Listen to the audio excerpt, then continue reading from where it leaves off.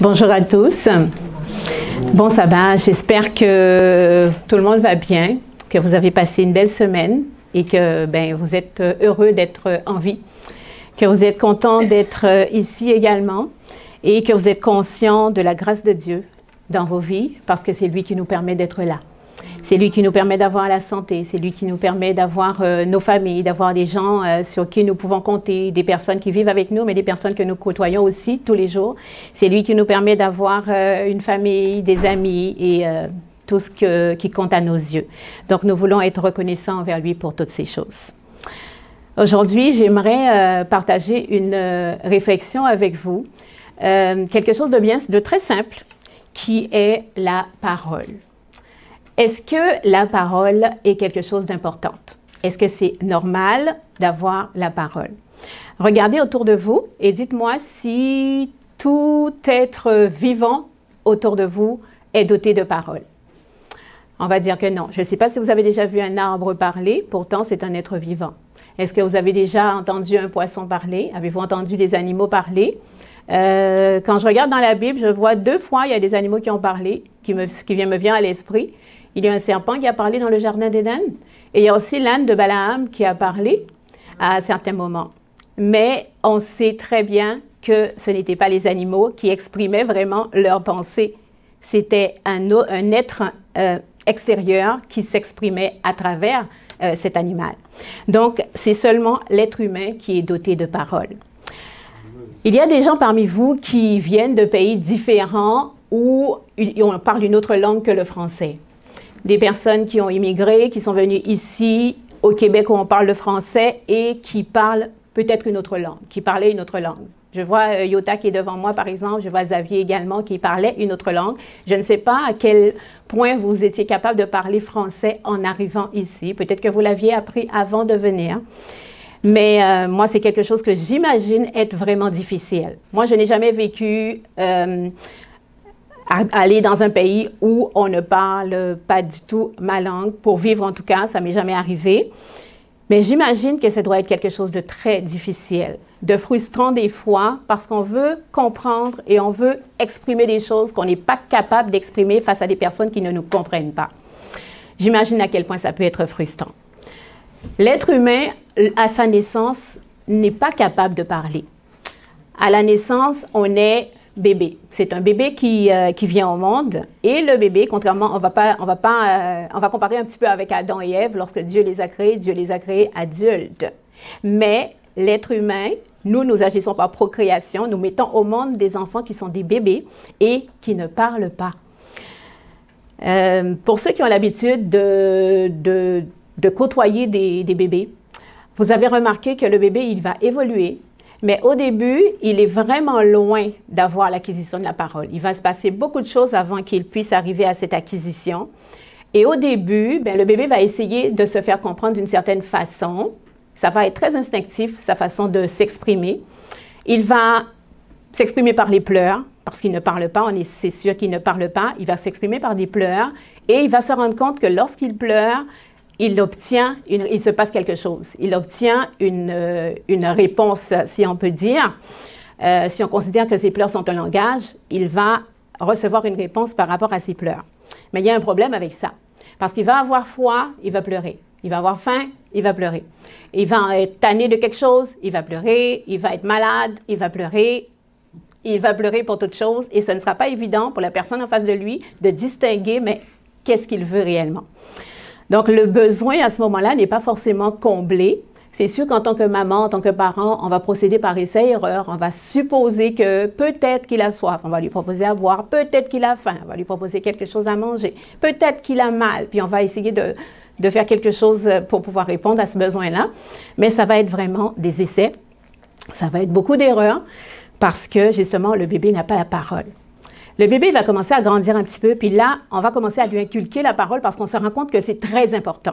Le bébé aussi se rendra compte que c'est important parce qu'il se rend bien compte que lorsqu'il pleure, on ne répond pas forcément à son besoin de la façon dont il veut réellement. Donc, il se rendra compte très jeune que c'est important d'avoir la parole. Alors, les parents vont lui donner des outils pour lui apprendre à s'exprimer, pour lui apprendre à parler. Il existe maintenant ce qu'on appelle le langage signé pour les bébés. Ils ne savent pas encore parler, mais on leur apprend des choses comme encore, on va leur apprendre comme c'est fini, on va leur apprendre des petites choses pour qu'ils peuvent demander. Et en même temps, on va mettre des mots avec ces gestes-là pour qu'ils puissent apprendre vraiment à s'exprimer parce que c'est très important. Le bébé va commencer à grandir, puis à un moment donné, il va exprimer beaucoup de colère, beaucoup de frustration, justement parce qu'il n'a pas encore acquis le langage. On se rend compte que le langage est vraiment important. Lorsqu'il ne sait pas encore parler, il y a quelqu'un qui lui enlève quelque chose, il va crier, il va faire une crise, il va pleurer parce qu'il n'est pas encore capable de dire que c'est à moi, je veux que tu me le redonnes. Et vice-versa, celui qui veut quelque chose, qui ne sait pas l'exprimer, qui ne peut pas le demander, il va l'arracher des mains d'un autre. Et on peut voir des petits-enfants qui vont se comporter vraiment sauvagement des fois. Ils sont prêts à s'entretuer parce qu'ils veulent des choses, ils ne savent pas le dire. Donc, la parole, on se rend compte à quel point c'est important. On se rend compte aussi à quel point nous sommes limités parce que nous exprimons certaines choses, puis nous n'avons pas forcément ce que nous voulons. Les bébés vont grandir, on va devenir des enfants, les enfants vont devenir des ados, mais les enfants, lorsqu'ils nous parlent, est-ce que ce sont des paroles qui sont sincères en général? La plupart du temps, vraiment, oui, les enfants sont sincères. Puis quand Dieu dit de laisser venir les petits-enfants, de ne pas les empêcher, parce que le royaume de Dieu est pour ceux qui leur ressemblent, bien, il y a cette pureté que les enfants ont, puis des mots qu'ils vont nous sortir, qu'ils vont nous dire, qui vont être vraiment empreints de beaucoup de sincérité. Alors, les enfants, ils vont aussi dire des choses qui sont pas agréables parce qu'ils sont en train de maîtriser un langage. Ils vont dire des mots qu'on appelle des mots de toilette. Ils vont dire des choses qui n'ont pas d'allure. Ils vont dire des mots qui vont sortir un peu n'importe comment. Mais là encore, ce sont des petits êtres humains. Lorsqu'on devient adulte, est-ce qu'on use vraiment mieux de notre parole? Je pense que non. Pas forcément. C'est sûr qu'on est doté de ce langage qui est vraiment précieux, mais comment est-ce que nous l'utilisons en tant qu'être humain? Souvent pas de la bonne façon. Parce que premièrement, l'homme est capable de mentir. L'être humain est capable de mentir. Un mensonge, qu'est-ce que c'est? Bien, c'est le contraire de la vérité. C'est dire quelque chose qui n'est pas vrai. On peut mentir pour plusieurs raisons, parce qu'on a peur des conséquences de quelque chose. Un enfant, même je ne dis pas celle qui est présente ici, mais un jeune enfant peut commencer à mentir parce qu'il veut se protéger, il a peur de la punition de ses parents, puis il va dire un mensonge. Mais un adulte aussi peut mentir vraiment très facilement. Le mensonge, c'est quelque chose qui sort de notre bouche, alors qu'au fond, nous savons pertinemment que ce n'est pas vrai. Donc, il y a une dissonance, il y a quelque chose qui est vraiment... Il y a le contraire entre ce qui est pensé, ce que l'on sait, et ce que l'on dit, ce qu'on exprime. Donc, il y a vraiment une distinction, c'est vraiment contradictoire, en fait, de pouvoir mentir, et pourtant, nous le faisons en tant qu'être humain très facilement. Par notre langage, en tant qu'adulte, nous pouvons facilement aussi trahir. Nous pouvons trahir, et lorsque je pense à un exemple de trahison dans la Bible, je pense à Pierre qui a trahi Jésus lorsque on l'a découvert, puis qui se cachait parmi d'autres personnes.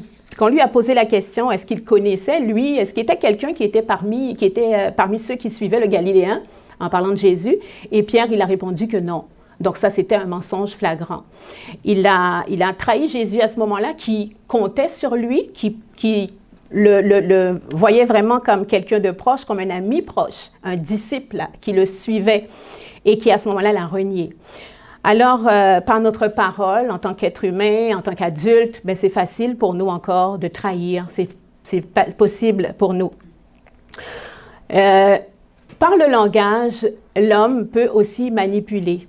On peut utiliser vraiment notre langage pour pouvoir manipuler. Moi, je pense notamment à une histoire dans la Bible, c'est l'histoire de David qui a vu la femme d'Uri, qui a été vraiment intéressé par la femme d'Uri et qui a manipulé cet homme pour qu'il puisse se rendre au combat pour perdre la vie afin que lui, il puisse à ce moment-là récupérer cette femme qui était l'objet de sa convoitise. En tant qu'être humain aussi, en tant qu'homme, en tant qu'adulte, en tant que femme aussi, nous sommes capables de faire des promesses.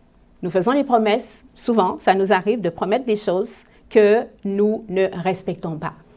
Nous ne tenons pas forcément nos promesses. Pas parce que nous ne voulons pas, mais des fois parce que simplement nous l'avons oublié. Ça peut arriver juste qu'on a oublié. On a promis quelque chose à quelqu'un. Moi, ça m'est arrivé de dire, ben, je te promets, là, demain, je t'apporterai quelque chose.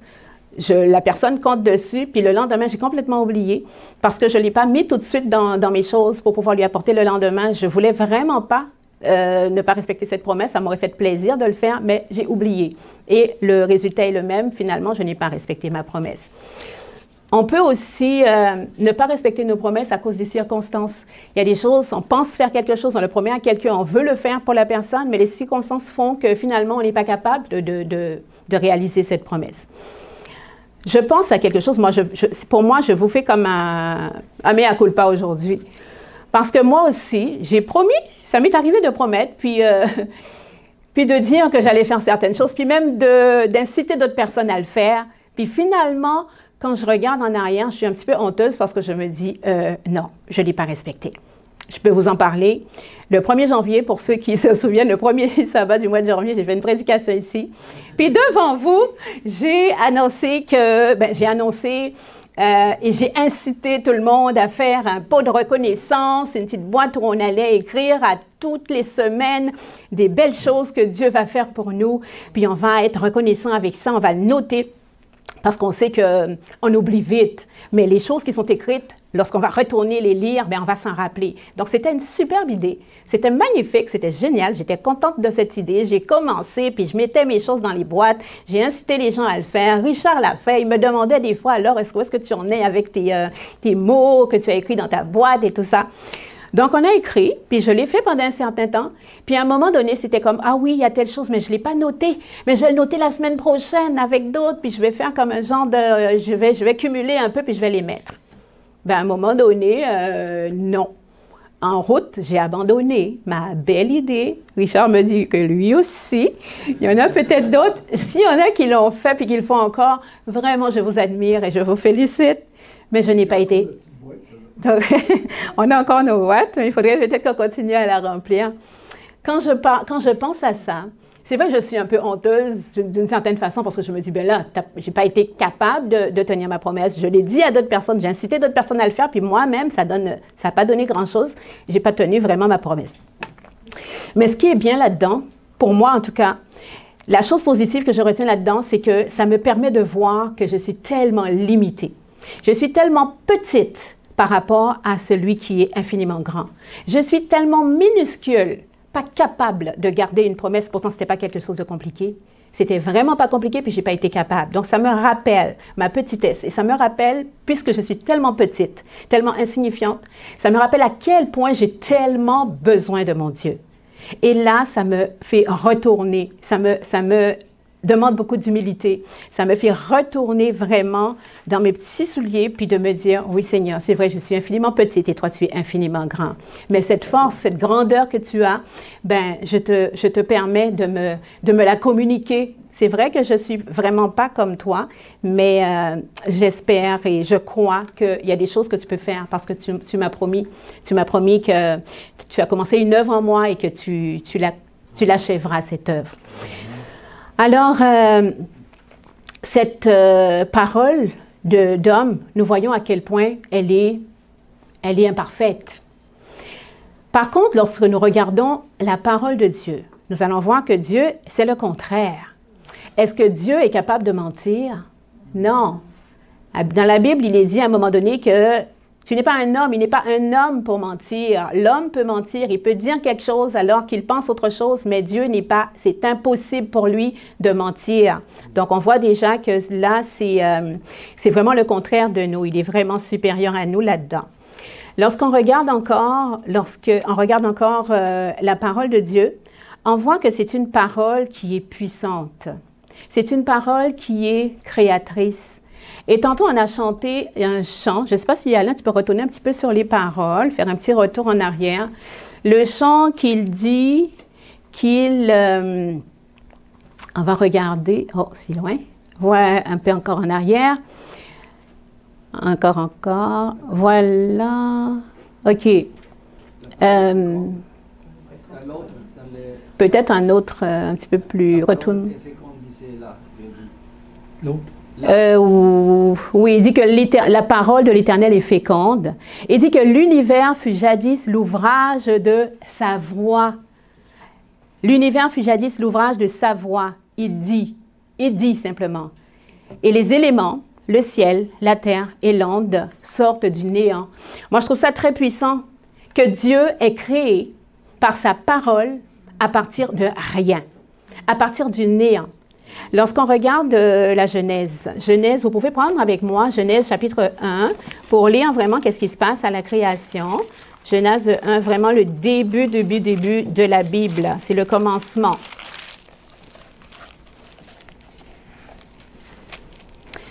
Au commencement, Dieu créa les cieux et la terre. La terre était informe et vide. Il y avait des ténèbres à la surface de l'abîme et l'Esprit de Dieu se mouvait au-dessus des cieux. Dieu dit que la lumière soit et la lumière fut. Ça, c'est la première chose que Dieu a créée le premier jour. Le premier jour, Dieu a créé la lumière. Mais est-ce que ça lui a pris des années pour créer la lumière? Est-ce que ça lui a pris des jours pour créer la lumière?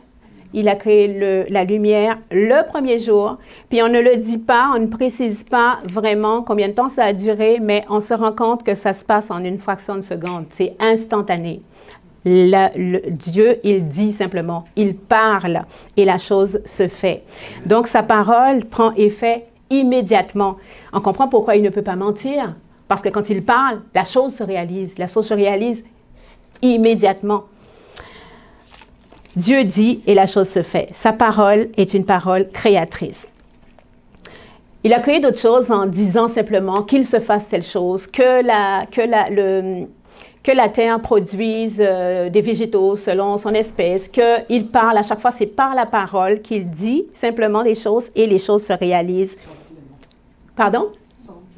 Oui, les choses se réalisent immédiatement quand il parle. Dieu a une parole donc créatrice. Dieu aussi a une parole que je qualifierais d'une parole bénissante, parce qu'il est capable de bénir. Qu'est-ce que c'est que bénir? Je ne sais pas si vous avez une idée de qu'est-ce que ça veut dire bénir. Quand on regarde le mot, on voit ben, bien, puis dire, decir en espagnol. Dire en espagnol, c'est decir, et bénir en espagnol, c'est bendecir, n'est-ce pas, Xavier? Bénir en espagnol, c'est bendecir, c'est dire du bien. Je dis quelque chose du bien, je formule quelque chose de bien pour toi. Et ça arrive certainement dans ta vie parce que Dieu, il t'a béni. Et ce qui est intéressant là-dedans, c'est que lorsque Dieu bénit, il bénit pour toujours. Ce que Dieu a béni est béni pour toujours. Il le fait, puis ça n'a pas de fin. Il bénit, puis il bénit pour toujours. Dieu a donc une parole bénissante. Quand on regarde encore dans la création, dans Genèse, encore chapitre 1, mais on va aller un petit peu plus loin, versets 21 et 22. Versets 21 et 22 de Genèse, chapitre 1. On voit que Dieu y crée. D'accord? Donc, Dieu créa les grands poissons et tous les animaux vivants qui se meuvent et que les eaux produisent en abondance selon leur espèce. Donc, il dit encore, il déclare que ça se fasse. Il crée aussi tout oiseau ailé selon son espèce. Ensuite, qu'est-ce qui se passe au verset 22? Dieu les bénit en disant « Soyez féconds, multipliez et remplissez les eaux des mers et que les oiseaux multiplient sur terre. » Donc, Dieu bénit sa création. Là, on voit qu'il a béni les animaux qu'il vient de créer. Il vient de les créer par sa parole. Il a juste dit que ça se fasse. Et ça se fait instantanément. Quand il les a bénis, ça aussi, la bénédiction aussi est instantanée. Les animaux sont bénis tout de suite. Ils sont devenus féconds. C'est comme ça qu'il les a bénis, il les a rendus féconds. Ça ne veut pas dire que le même jour que les animaux, ils ont tous... Oui? Ils ont mis bas, ça ne veut pas dire qu'ils ont mis bas immédiatement, mais ils sont devenus féconds et ils ont commencé à se multiplier. Alors, on se rend compte que la parole de Dieu, c'est une parole bénissante. Donc, Dieu, quand il parle, il te bénit pour toujours. Et ça prend effet tout de suite. Quand on regarde, il y a quelqu'un qui l'a béni aussi dans la Bible. Moi, je pense souvent à Abraham, parce que Dieu, il a appelé Abraham, il a appelé de son pays, Il était à Ur, en Chaldée, et il lui a demandé de quitter. Il ne lui a pas dit exactement où il allait, mais il lui a juste dit que vas-y, puis suis, et je te montrerai où tu devras aller. Abraham lui a obéi, et Dieu a béni Abraham. Il lui a promis qu'il aurait une postérité aussi nombreuse que les étoiles du ciel. Est-ce que c'est devenu effectif? Oui. Et si on connaît bien l'histoire d'Abraham, on se rendra compte qu'il a eu un fils sur ses vieux jours. Il a essayé d'aider Dieu en trouvant avec sa servante la possibilité d'avoir un premier fils, mais Dieu lui avait donné vraiment l'enfant de sa promesse, de la promesse de Dieu qui vraiment venait de lui et de sa femme Sarah. Et après, on se rend compte vraiment que la postérité d'Abraham était réelle. Lorsque Dieu bénit, il bénit vraiment infiniment. Sa parole est certaine, sa promesse est sûre. Et tantôt, les enfants, quand Julie vous a raconté l'histoire, elle a parlé des bénédictions de Dieu et des promesses de Dieu. Que lorsque Dieu promet, il réalise les choses vraiment qu'il a promis. Donc, on ne peut pas penser comme un être humain peut promettre des choses que finalement il oublie. Un être humain promet des choses que finalement les circonstances ne font pas qu'il réussisse à garder cette promesse, mais Dieu, ça ne peut pas lui arriver. Il ne peut oublier personne. Il pense tout le temps, constamment, à chacun de ses créatures sur cette terre. À chacun. Il n'en oublie aucun. Des fois, c'est nous qui l'oublions. C'est nous qui lui tournons le dos. C'est nous qui nous détournons pour une raison ou pour une autre, parce que nous sommes trop occupés ailleurs, parce que nous avons d'autres préoccupations, nous avons d'autres centres d'intérêt que lui. Mais Dieu reste le même. Il n'oublie aucun de ses créatures. Je dis bien aucun de ses créatures. Je ne dis même pas aucun de ses enfants. Parce qu'il y en a qui n'ont pas encore, qui ne l'aiment pas, qui ne l'ont pas encore dans leur vie, qui n'ont pas encore fait alliance avec lui. Pourtant, Dieu a sous ses yeux et dans sa pensée chacun de ces êtres qu'il a créés. Donc, Dieu ne peut oublier aucun de nous. Ses promesses sont vraiment certaines. Sa parole est également une parole qui guérit. Moi, je dis une parole guérissante. Donc, on a dit qu'il a une parole, sa parole est une parole créatrice. C'est celui qui crée, il parle et la chose existe. Il est une parole bénissante, il dit du bien et la personne est bénie éternellement et sa bénédiction prend effet immédiatement. Il a aussi une parole qui est une parole guérissante. Et on pourrait voir le verset que nous avons pris ce matin comme verset de référence qui se trouve dans Luc chapitre 18. Luc chapitre 18, si vous voulez bien le prendre aussi, je vais le lire. Chapitre 18, je vais vous lire l'histoire. C'est la petite histoire de guérison d'un aveugle à partir du verset 35. Donc, Luc 18, à partir du verset 35, vous pouvez prendre vos Bibles, vous pouvez écouter. Comme Jésus approchait de Jéricho, un aveugle était assis au bord du chemin et mendiait. Entendant la foule passer, il demanda ce que c'était. On lui dit, c'est Jésus de Nazareth qui passe. Et il cria, Jésus, fils de David, aie pitié de moi. Ceux qui marchaient devant le reprenaient pour le faire taire. Mais il criait beaucoup plus fort, fils de David, aie pitié de moi. Jésus, s'étant arrêté, ordonna qu'on le lui amène. Et quand il se fut approché, il demanda, que veux-tu que je te fasse? Il répondit, Seigneur, que je recouvre la vue. Et Jésus lui dit, recouvre la vue, ta foi t'a sauvé. Est-ce que Jésus a fait quelque chose pour cet homme? Est-ce qu'il est allé chercher un objet? Il est allé chercher, je ne sais pas moi, est-ce qu'il est allé, qu'est-ce qu'il aurait pu prendre? Il est allé chercher un bistouri? Est-ce qu'il est allé chercher quelque chose pour opérer cet homme? Est-ce qu'il est allé chercher un médicament, quelque chose, un produit? Non. Qu'est-ce qu'il a fait, Jésus? Il a parlé. Jésus lui a simplement dit, recouvre la vue. Recouvre la vue. Oui, il lui a posé la question, que veux-tu que je te fasse avant tout? Et quand le monsieur, l'aveugle, il a répondu, Seigneur, que je recouvre la vue. Jésus a simplement dit, recouvre la vue. Ce n'était pas plus compliqué. Il a utilisé seulement sa parole et sa parole a guéri cet homme. L'homme a retrouvé la vue instantanément. Sa parole est immédiate. L'effet est immédiat. L'homme a retrouvé la parole et il a suivi Jésus en glorifiant Dieu. Et là, lorsque je vois cet homme qui suit Jésus lorsqu'il recouvre la vue, il suit Jésus et il glorifie Dieu. Ça me rappelle que Jésus avait dit dans ses promesses, Jésus nous avait dit que tout ce que nous demanderons en son nom, il le fera pour que son Père soit glorifié. Et là, je vois la réalisation de ces paroles. L'aveugle, il a remercié Dieu, il a remercié Jésus, puis Jésus, il est parti en glorifiant Dieu. Il a glorifié le Père. Nous aussi, aujourd'hui, nous pouvons avoir accès direct auprès de Jésus. Nous aussi, aujourd'hui, nous pouvons lui demander de nous guérir. C'est vrai que nous ne sommes pas tous aveugles physiquement, mais Jésus, il ne guérit pas seulement physiquement, il guérit aussi spirituellement. Dans Hébreux, chapitre 4, versets 1 et 2, il est dit qu'en effet, la parole de Dieu est vivante et efficace, plus tranchante que toute épée à deux tranchants, pénétrante jusqu'à séparer âme et esprit, jointure et moelle. Elle juge les sentiments et les pensées du cœur. Cette épée peut détruire des choses dans nos vies. Nos ennemis que nous avons dans nos vies, nous n'avons peut-être pas des ennemis physiques, nos ennemis, ce ne sont peut-être pas des personnes, mais nous avons des ennemis qui vivent avec nous constamment, comme par exemple notre peur. Le fait d'avoir peur, ça nous paralyse, ça nous empêche d'avancer. Ben Dieu, par sa parole, peut détruire immédiatement cette peur. Nous avons en nous comme ennemis des fois la colère. Lorsqu'il se passe quelque chose, nous avons du mal à nous maîtriser, puis nous devenons très colériques, nous sortons des mots, nous faisons des actes que nous regrettons plus tard. Bien, la parole de Dieu est capable d'exterminer cette colère par sa puissance.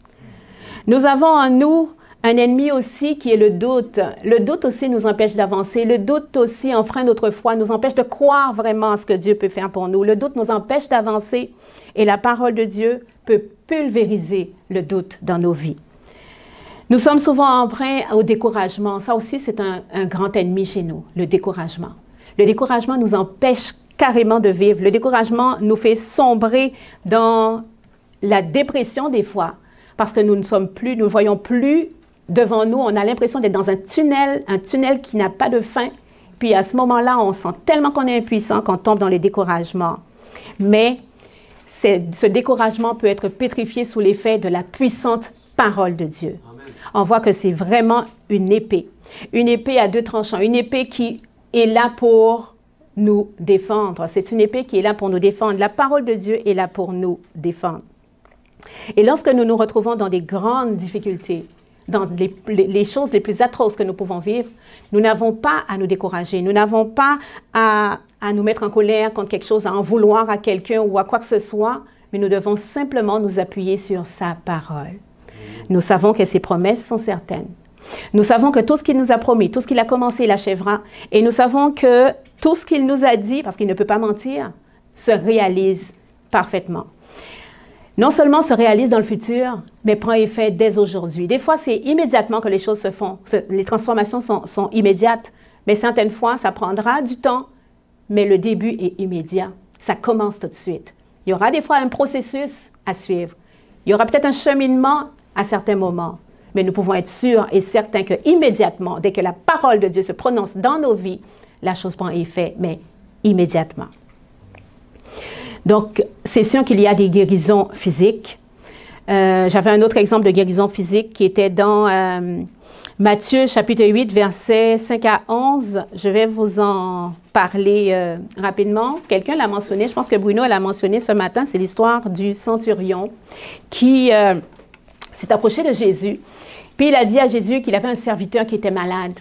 On voit que cet homme était vraiment un homme compatissant, un homme qui avait de la considération pour quelqu'un d'autre, qui était son serviteur.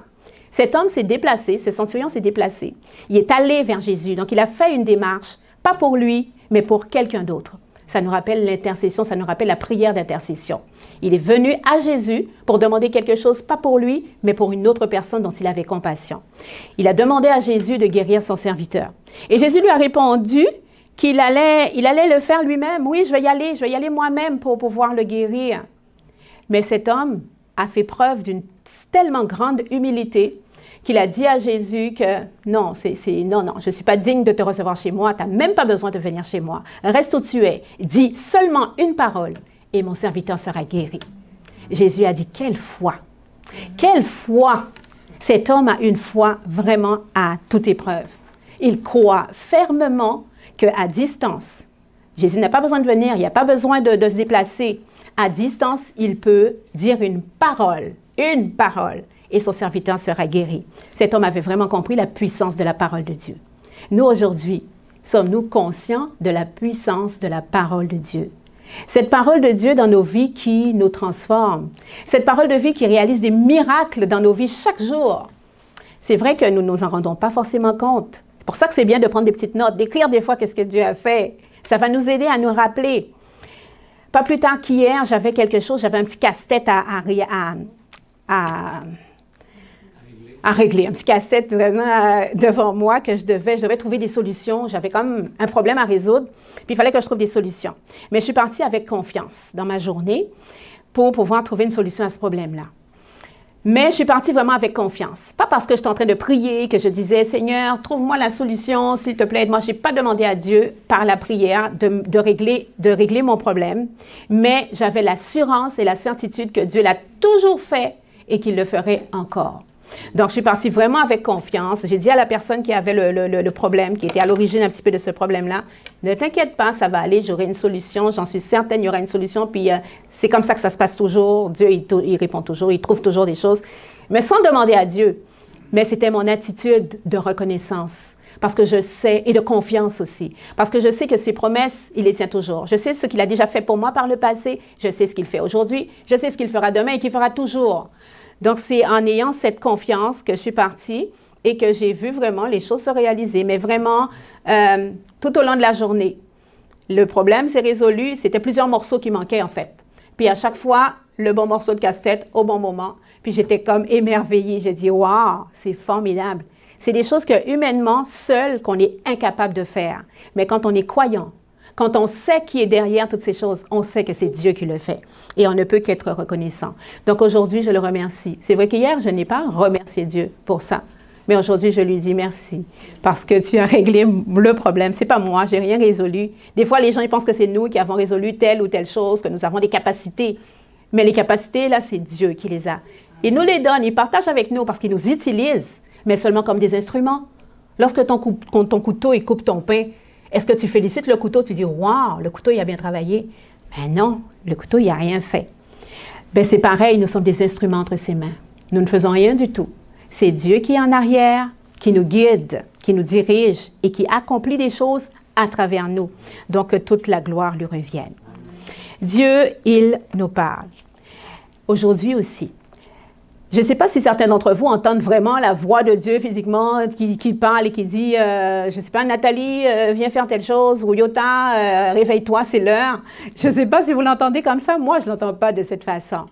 Par contre, je sais que lorsque je suis inspirée, que je sais quelle décision prendre, je sais que c'est parce que c'est Dieu qui me parle et qui me donne les idées, qui me conduit, qui me dirige là où je dois aller.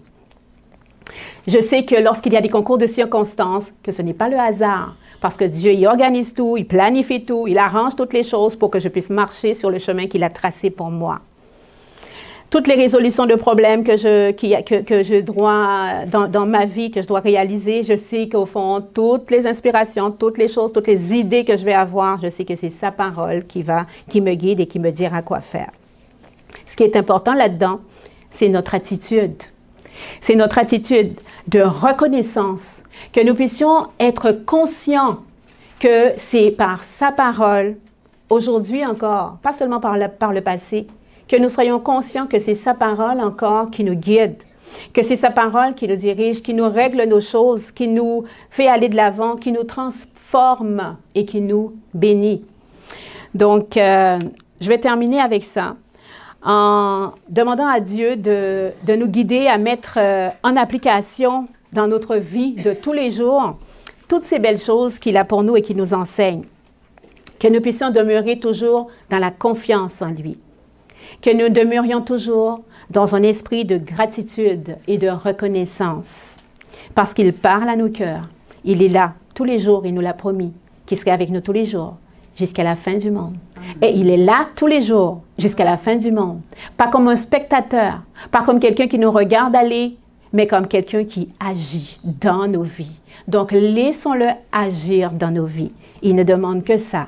Il ne nous force pas, mais il ne demande que ça.